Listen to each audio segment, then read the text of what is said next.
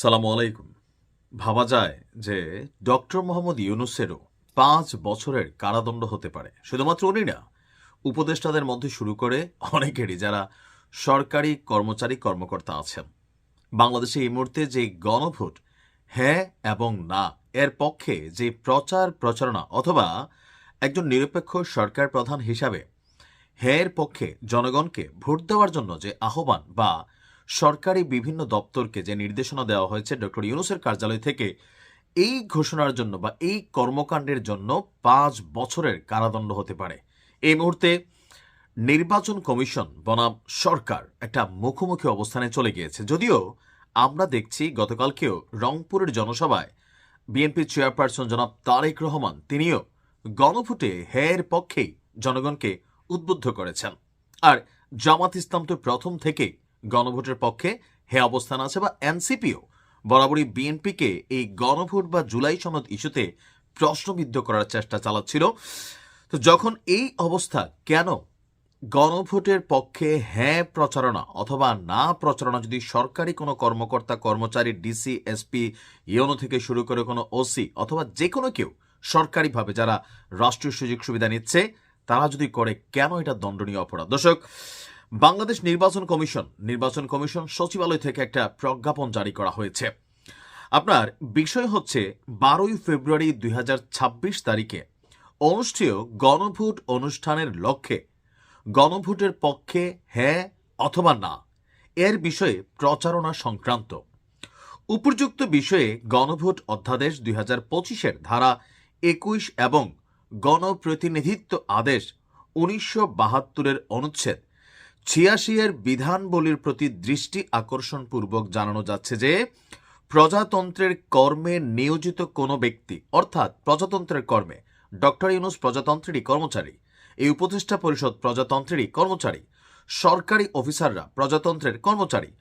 তো প্রজাতন্ত্রের কর্মে নিয়োজিত কোনো ব্যক্তি গণভোট বিষয়ে জনগণকে অবহিত এবং সচেতন করতে পারবেন, তবে তিনি গণভোটে হ্যাঁ এর পক্ষে অথবা না এর পক্ষে ভোট প্রদানের জন্য জনগণকে কোনোভাবে আহ্বান জানাতে পারবেন না। তাহলে রাষ্ট্রীয় কোষাগারের টাকা খরচ করে যে হ্যাঁ প্রচারণা চালানো হলো, এটা নিয়ে আসলে এই মুহূর্তে গণভোট নিয়ে পেছনে কি চলছে জানি না, তবে দুইটা পক্ষ আমরা দেখছি এই মুহূর্তে নির্বাচন কমিশন হঠাৎ করে কেন এমন বার্তা দিলেন বা এমন অধ্যাদেশ জারি করলেন। তো নির্বাচন কমিশন বলছে যে আপনি সচেতন করতে পারবেন, কিন্তু ভাই আপনি হ্যাঁ ভোট দেন, হ্যাঁ মানে আজাদি, না মানে গোলামি, এই ধরনের বক্তব্য যদি কোনো সরকারি অফিসার কর্মচারী কর্মকর্তা অথবা খোদ ডক্টর ইউনূস অথবা এই উপদেষ্টা পরিষদের যে কোনো কেউ দেয়, সেটা তারা পারবে না। কেননা এই ধরনের কার্যক্রম গণভোটের ফলাফলকে প্রভাবিত করতে পারে, যা গণভোট অধ্যাদেশ ২০২৫-এর ২১ এবং গণপ্রতিনিধিত্ব আদেশ ১৯৭২-এর অনুচ্ছেদ ৮৬ অনুযায়ী একটি দণ্ডনীয় অপরাধ হিসাবে গণ্য হবে।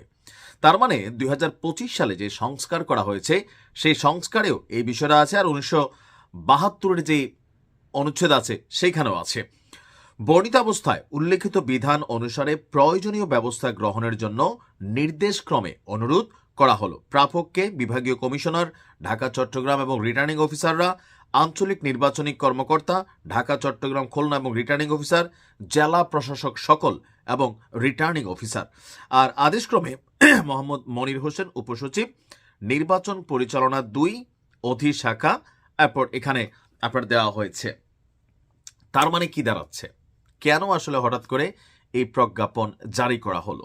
এ নিয়ে ভেতরে ভেতরে হয়তো অনেক গল্প আছে, তবে যেটা আজকে থেকে যে কোনো রিটার্নিং অফিসাররা হ্যাঁ ভাই হ্যাঁ ভোট দিতে হবে, যেহেতু এখানে নায়ের অপশন রাখা হয়েছে, তার মানে কি জনগণকে নিজেদের ভোট নিজেদের জন্য অপশন রাখা হয়েছে। এক হচ্ছে এখানে কোনো না অপশন ছিল না, সো সেই ক্ষেত্রে হ্যাঁই দিতে হবে বা হ্যাঁই দিত, যেহেতু হ্যাঁ এবং না আছে, নির্বাচন কমিশন যেটা এখানে বলতে চাচ্ছে, সো পাবলিককে সুযোগ দেন। হ্যাঁ দিলে কি ভালো হবে না হবে সেটা একরকম, কিন্তু হ্যাঁই দিতে হবে, হ্যাঁর পক্ষে প্রচারণা, এটা নির্বাচন কমিশনের কাছে কনফ্লিক্ট। কিন্তু কেন হঠাৎ করে নির্বাচন কমিশন এমন সিদ্ধান্ত নিল, পেছনে আসলে কি চলছে?